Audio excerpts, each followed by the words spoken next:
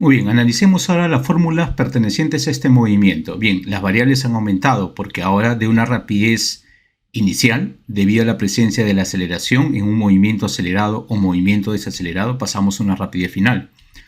El tiempo sigue igual que en el movimiento anterior, lo mismo que la distancia recorrida.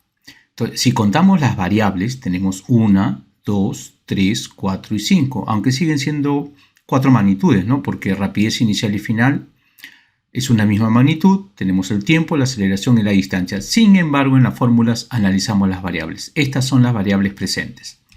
Las fórmulas con las cuales vamos a trabajar son las siguientes. Saberlas utilizar es fundamental en este tema.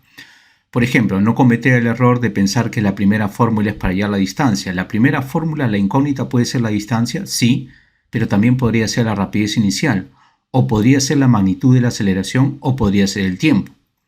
Lo mismo se aplica para las siguientes fórmulas. Ahora, siguiente.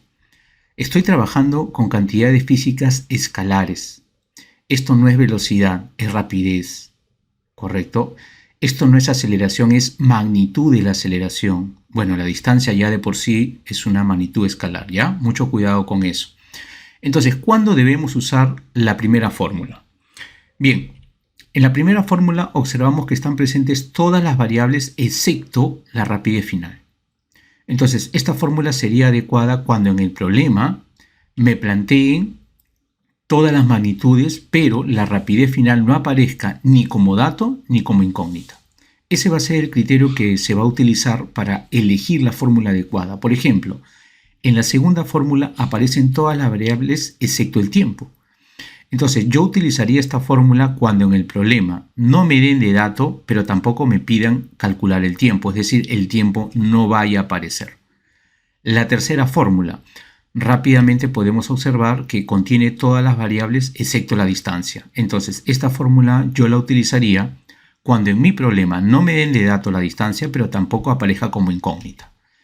Y finalmente, bajo el mismo criterio, la última fórmula contiene todas las variables excepto la aceleración. Entonces voy a usar esta fórmula cuando la aceleración no aparezca ni como dato ni como incógnita. Dicho sea de paso, aquí puedo observar que la única magnitud física que siempre aparece en todo momento es la rapidez inicial y eso va a condicionar mi problema. ¿Por qué? Vamos a suponer que, por ejemplo, me piden hallar la rapidez final, pero no me dan de dato la rapidez inicial.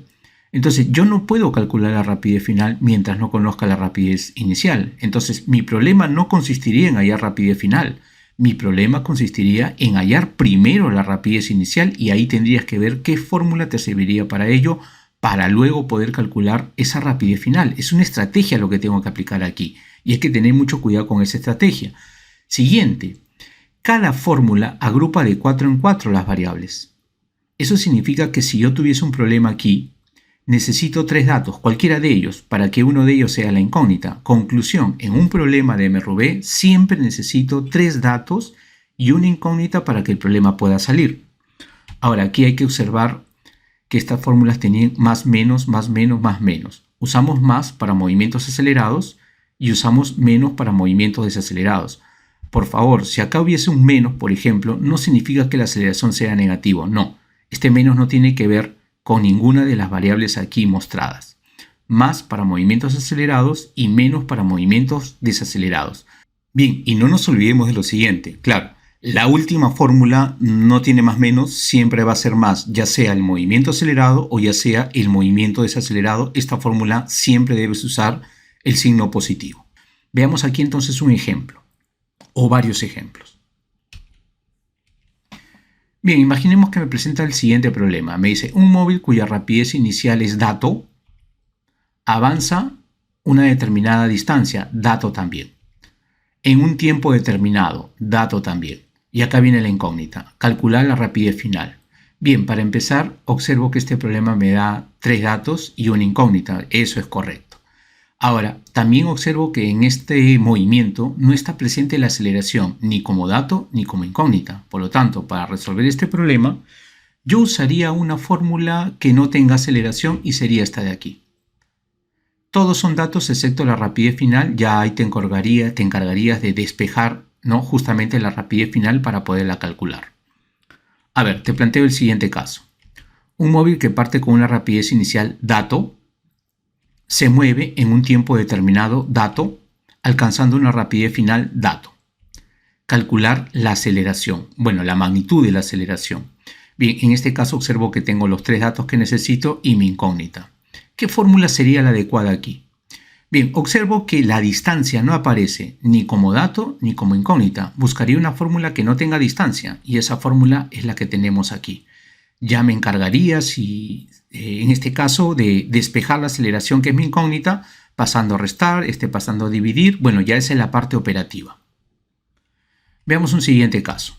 Tengo un móvil que parte con una rapidez inicial dato, avanzando y logrando alcanzar una rapidez final dato, con una aceleración que es dato también, y me piden hallar la distancia recorrida.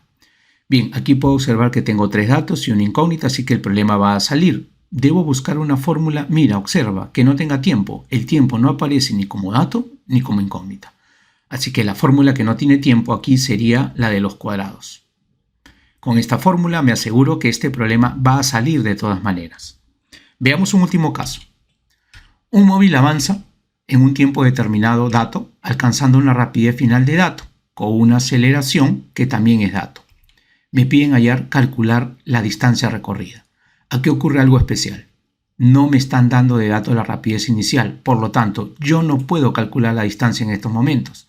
Mi primer objetivo en este problema no es hallar la distancia, es hallar la rapidez inicial. Y la pregunta sería, ¿qué fórmula me serviría para ello?